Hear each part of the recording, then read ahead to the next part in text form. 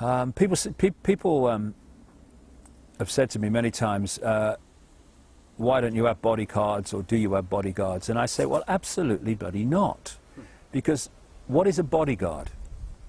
A bodyguard is a physical expression of a mental state. And that mental state is, I accept that something could happen to me. I accept that I could be killed, or this could happen to me, or that could happen to me. Therefore, I need protection. This guy in a dark suit and glasses. I don't accept that. Because once you accept into your sense of reality that things could happen to you, then they're far, far more likely to happen. Because you are creating the energetic mental state in which they can manifest. I don't accept that that can happen to me, and if it can't happen to me, I don't need bloody bodyguards, thank you very much. In terms of energy and protecting yourself from manipulation of energy, and there is a lot in that, you know, there's a lot of people manipulated by being energetically targeted, electromagnetically targeted in many and various ways to destabilize the health of the body and the mind and emotions and everything. And I've experienced that over the years. But if I keep my heart open and I go on doing what I know to be right, as opposed to what I think is right for me in the moment, but what is the right thing to do in this time. Okay, this might have unpleasant consequences for me, but it's the right thing to do. If you do that, all these mental and emotional states are manifestations of vibrational states. The more fear you're in, the slower your energy vibrates, so it becomes denser. And when you keep your mind open, you keep your heart open, and you do what you know to be right, that manifests as a vibrational state, quite a high vibrational state, quick. Now, if I'm vibrating faster because of that, and I'm not saying me, I'm saying anybody, than the control system, which is based on slow density, which is why they're trying to pull humanity all the time into fear and stress and worry and depression, because that pulls you into their density. But if I'm vibrating quickly, because, or anyone is, because of their state of being, then the control system cannot energetically, vibrationally connect to me. If it cannot connect vibrationally, it cannot connect physically, because the physical is just an expression of the vibrational, the information. So I'm not saying a lot of people go through this energetic protection and aura and all that stuff, and good luck to them. Yeah, everyone makes a choice. Good luck to them. I respect it. But if you in any way become obsessed with protection, what you're saying is, I accept something can happen to me. In which case you're creating an energetic environment in which it could well happen to you. I don't accept that. So I don't protect myself. Why? Because I don't need protecting. Wow, that's incredible. So you're virtually like invisible for them. Well, they can see me, but vibrationally invisible. In the sense that they can't lock in. If you can't lock into you vibrationally, they can't lock into you physically. Wow. I remember a great friend of mine, Credo Mutwa, the Zulu shaman, who's in his 80s now. The man's extraordinary, an incredible library of knowledge of African history and esoterics and all the rest of it. And he did some throwing the bones, as they say, in Africa, but it's like tarot cards or rune stones, that sort of stuff, which he's very skilled in. And he did it for me once when I was with him. I'm going to see him again soon. And he said, they've tried to kill you many times. He said, but they can't do it. And I thought, oh, that's interesting. But I realized why they can't do it. Because if they can't get to me energetically, they can't get to me physically. They can't do it. Wow. And it's the same with anybody that reaches a certain vibrational state. They can't. No, I wouldn't say that I'm afraid. I'm passionate. I'm determined. And, you know, when you have a philosophy on life that I have, and I back it up with a lot of detailed evidence in my books, that we are infinite eternal consciousness having an experience in this frequency range we call a reality, and that David Icke or Ethel Jones or Charlie Smith is just an experience that my consciousness is having. It's not me, it's an experience I'm having, which is why when people have near-death experiences, they have the experience of leaving the body, but they're still totally in their awareness, in fact far more in their awareness than they are in the body. And people say, well, how can they see, how can they perceive, how can they think without the body? Well, because that's their natural state.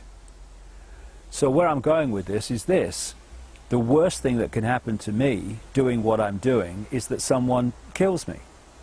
What that means is my infinite consciousness leaves this vehicle, you know, just like a spaceman gets out of the spacesuit. So I think I can deal with that, no problem. So the worst thing that can happen is someone kills me, and I have no problem with that. The problem I have with that only is this: they're not going to do it before I've done what I've come to do. Simple as that. End of story. We have far more power than we think we have, and in fact the whole foundation of the conspiracy to enslave humanity is to constantly persuade, encourage, manipulate humanity to think it has no power, to think it's just little me, I've got no power, Joe Public, what can I do? Well, actually we can change anything we like, because we're amazing expressions of the one consciousness that in all its many and various infinite forms is what we all are. So I don't fear these people. I think they're pathetic.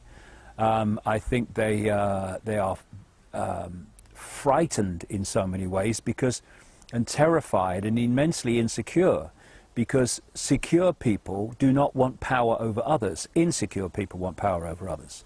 Secure people do not want to control events all the time. They're quite happy to flow with the way the life goes. These people are so insecure for many and various reasons, which would take a lot of time to explain, and therefore they want to control everything. If you take the football match analogy, they are incredibly uncomfortable going to a football match and not knowing what the result's going to be before the game starts. You know, that who's going to win, or is it going that way? They can't stand that. What they have to know, because of their extraordinary levels of insecurity, is what the score's going to be before the game starts. Now, how do you do that? You can't do it by controlling one side, because you influence the game, but you don't decide the game, because there's an unknown force, which is the other side. And so they want to control both sides. So taking that into our everyday life, what they do is they'll create groups that are for something that they want, and they'll create groups that are against something, or appear to be against something that they want. And now they've controlled both sides. Everyone has an argument, a debate, a protest, and people think, oh, it's a free world, free country, because look, there's protest and there's argument going on and discussion, yeah. But they know what the blooming outcome's going to be. The side that is pressing for what they want is the one that's going to prevail. So this is how it works. And what they don't understand, therefore, because they do not have the capacity for that because of their own state of being, they do not understand or know how to handle people who are not in fear, either of them or death or any of it. They can't handle that because they can't understand it, because that's not where they're at. And so it's interesting that in some of their writings, some of the documents that have come to light, they talk about the great danger to their plan of what they call maverick people. People who are not frightened of them, people who are not programmed by the system to think and see the world the way the system wants them to. They are very dangerous to this tyranny, and we need more of them. And I'm going to go on being a maverick until I've done what I've come to do, and they are not going to reduce that time 1 second, because I'm in control of my reality and my life, not them. Because what is a bodyguard? A bodyguard is a physical expression of a mental state. And that mental state is, I accept that something could happen to me. I accept that I could be killed, or this could happen to me, or that could happen to me. Therefore, I need protection. This guy in a dark suit and glasses. I don't accept that. Because once you accept into your sense of reality that things could happen to you, then they're far, far more likely to happen. Because you are creating the